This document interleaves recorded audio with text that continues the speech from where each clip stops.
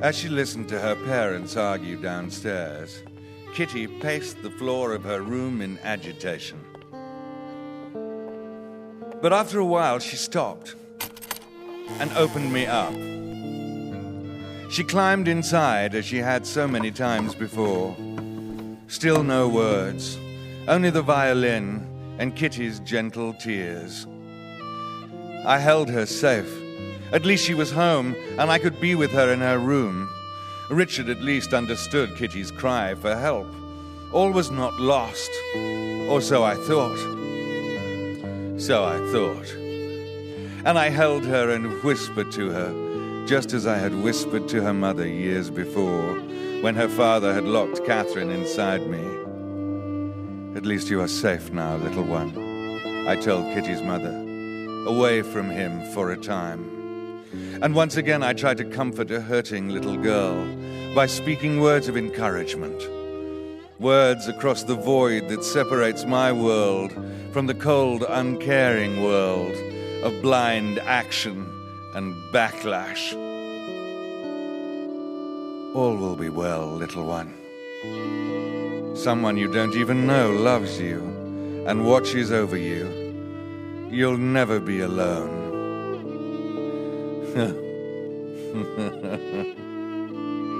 I told her that all would be well. I'm going out for a while. And when I come back, I'm taking a far stronger hand in Kitty's upbringing. A far stronger hand. Do you hear me? I swear I didn't. A far stronger hand. I swear I didn't mean to hurt Kitty.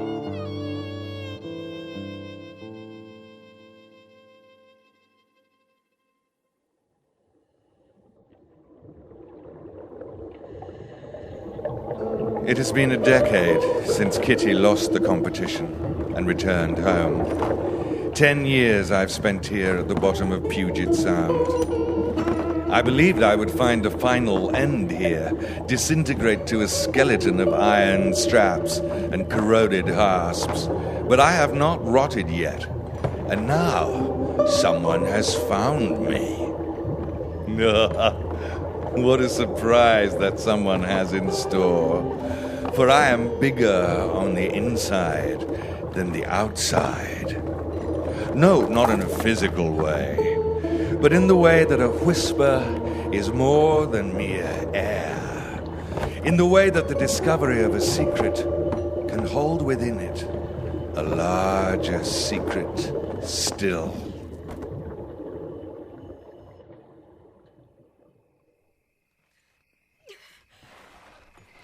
Kitty. Kitty. No. Oh, Kitty. What have I done? What have I done to you? I didn't mean it. I didn't mean for this to happen, not this. What have I done? I can't face him. Not Richard. Not any of them. No one will understand. We're alone, Kitty.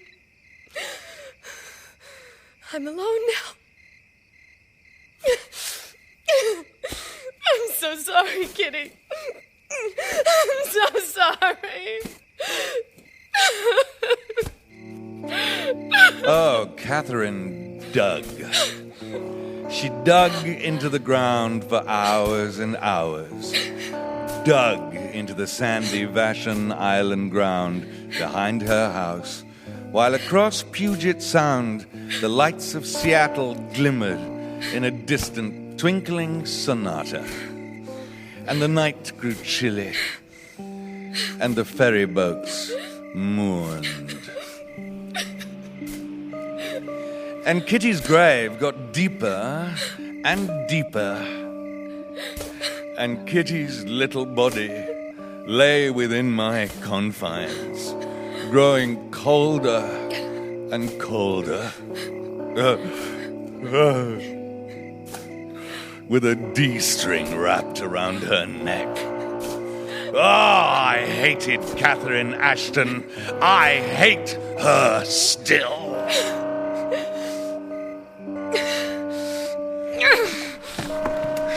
killed my kitty. She killed her. Kitty! Kitty! No!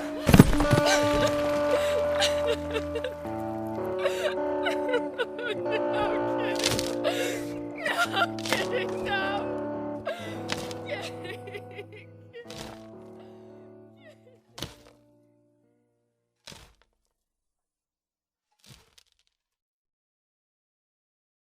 For 3 days, I waited under the ground. Waited to be discovered, dug up by the authorities. Waited alone with my dear little kitty down there in the dark. But nothing happened. No one found me. And that is when I made my decision. You see, I did once belong to a magician. And something of his art, something that even that poor failure, the amazing Holly Black, was not aware of, wore off on me, wore into me the ability to bridge the gap between the world of being and the world of desire, the world of hard fact and that of the imagination. I imagined that Kitty played on. For there she was within me, after all, bundled as Catherine had placed her with her violin. So why not imagine that Kitty awakened? Kitty, Kitty, my child, you have your violin. You can play now and I'll listen. I'll listen to you, Kitty, no matter what you want to play. I'm here, Kitty. I'm here.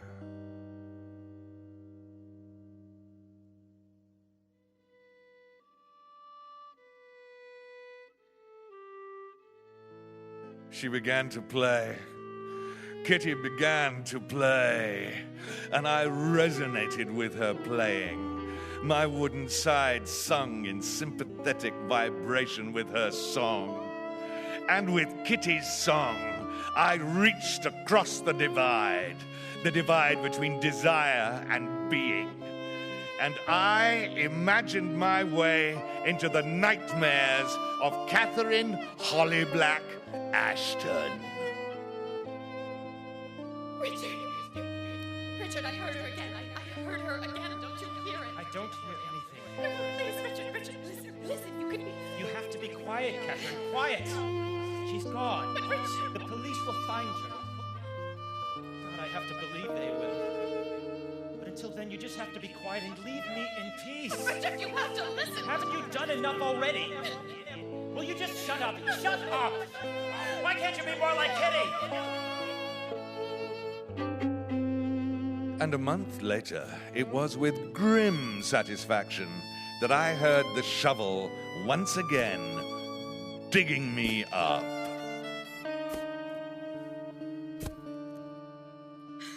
Then I once again heard the autumn wind, the night cries of the ferry boat horns. Kitty! Kitty! Kitty! Oh, Catherine struggled to pull me down the path to the beach. I didn't make it easier for her. Oh, Kitty! All the weight of her heart was within me, and she was pulling it along, pulling it along, pulling it along.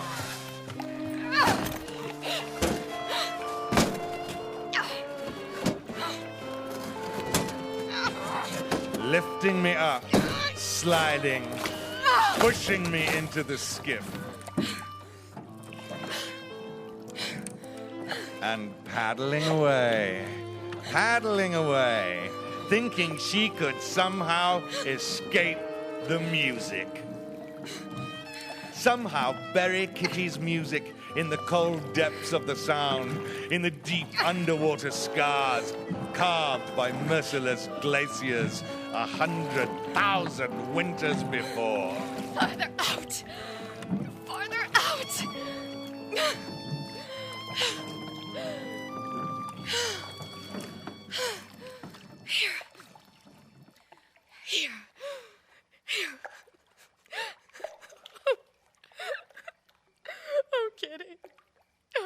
Kitty, I'm so sorry.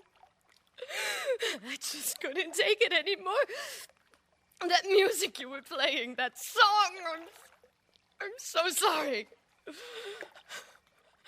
God. I have to see you. I have to see you one last time, my love. My darling.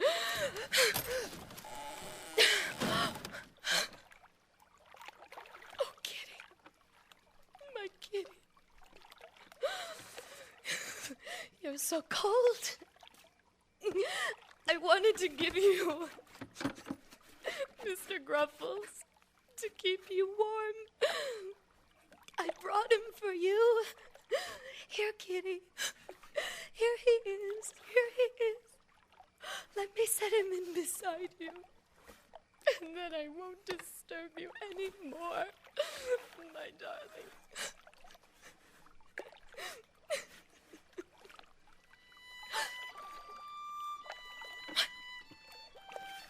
Kitty.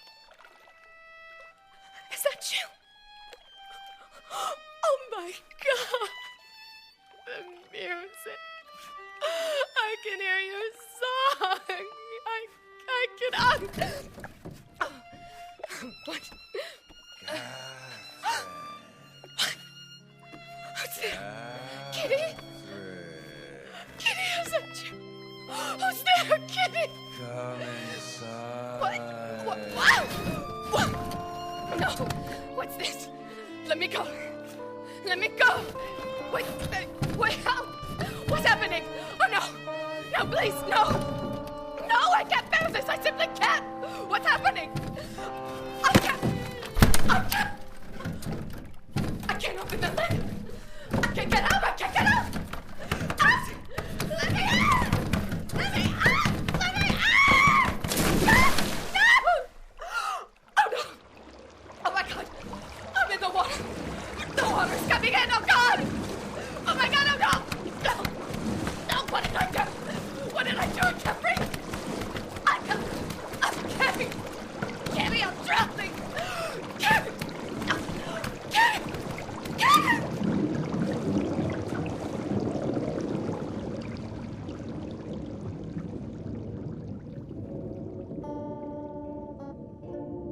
And so, after all these years, they have found me.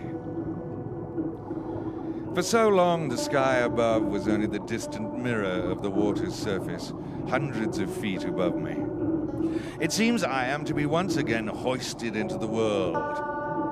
But I've done my duty, and whether at the bottom of the sea or in the cold light of the sun, I know that Kitty has been revenged. Not that any of what I did matters. Not that anything has ever mattered since Kitty went away. Oh, I miss Kitty. I miss that child so.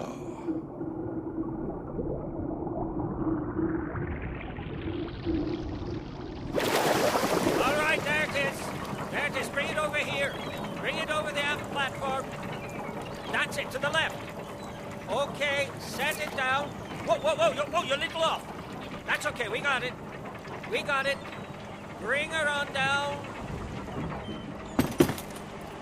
All right, get those chains off. Get them off. Yes, sir. All right, Sid. Let's get your forensic shots, just in case the good doctor here turns out to be right. Got it. So, Judge Ashton, is this your daughter's traveling trunk?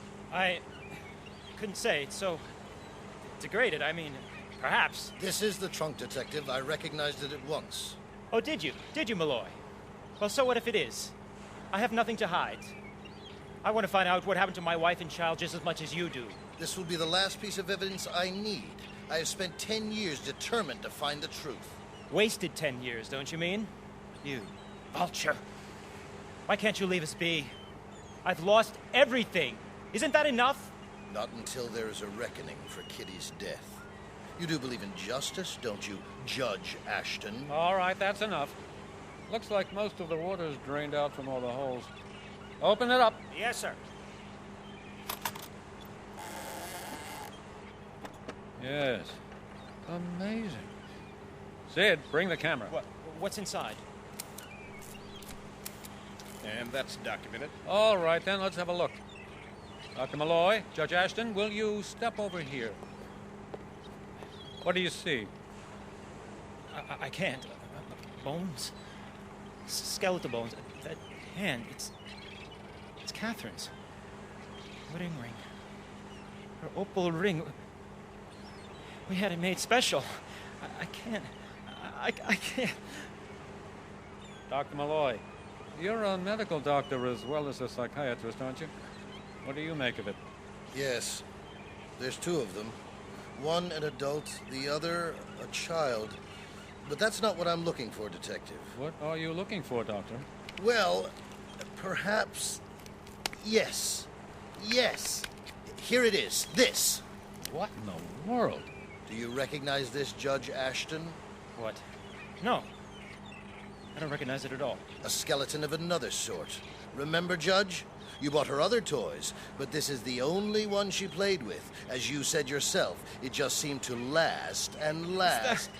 Is that what's left of Mr. Gruffles? Rotted away?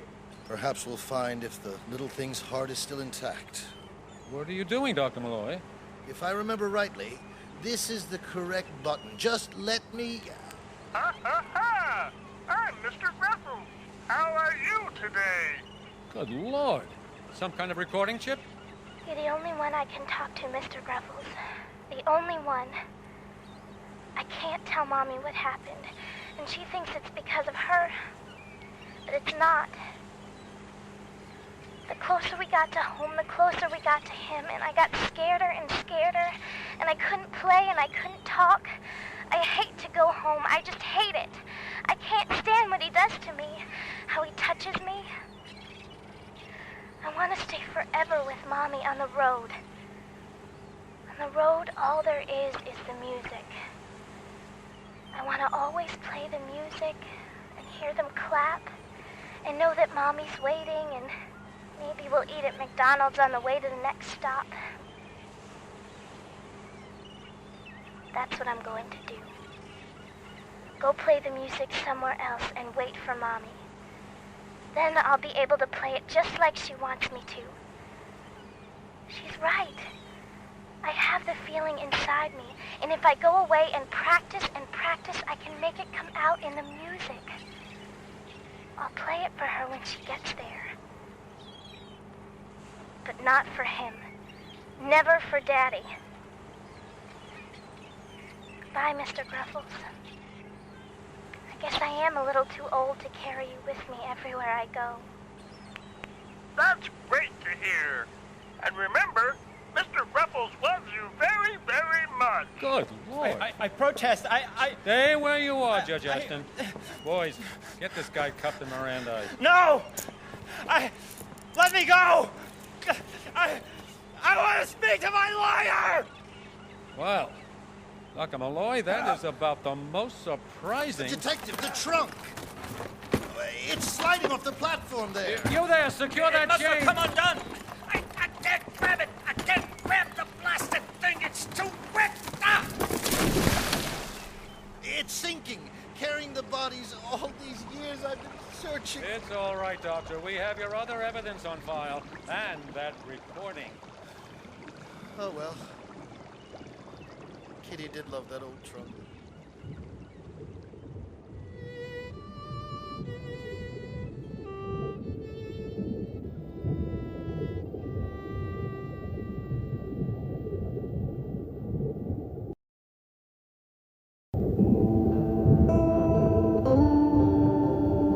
There are things hidden in the depths of the ocean, better left undisturbed. No, hell, strike that. Of course, such talk is pretty much rubbish. We find what we find, and what is lost is not lost due to any heavenly agency or the workings of fate. It's all random. The push of molecule against atom until a man looks this way instead of that. A woman pushes the red rather than the green button. And then the world changes. You think the sky hangs with portents, and the seas flow with mystery. Take a lesson from one who has been around a while, a very long while. The workings of our world are aimless, erratic, and haphazard. And that is the true horror in this life. Worse than all the demons and monsters conjured by the imagination to explain the desultory spread of all that is frightfully realistic. But I'm old and very battered. You shouldn't put too much stock in anything I have told you. On the other hand, what choice do you have when I am the only one who might hold the answer to the questions? To what answers there are in this rouged-up world, where behind the brightest sky is the blue-black void of a bruise. Oh, I miss Kitty.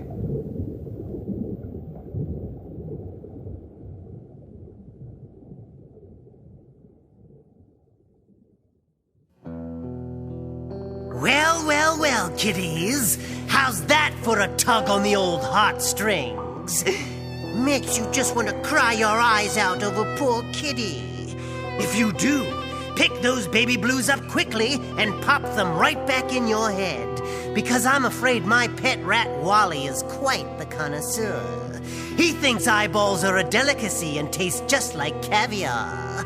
Personally, I think they taste a lot more like chicken. Well, creeps, you can count on me to return soon with another delicious dollop of dread to satisfy your appetite for the terminally morbid. Until then, I'll leave you with this bit of Crypt Keeper wisdom. Surround yourself with lots and lots of friends, kiddies, for as we say around the crypt, the morgue, the merrier.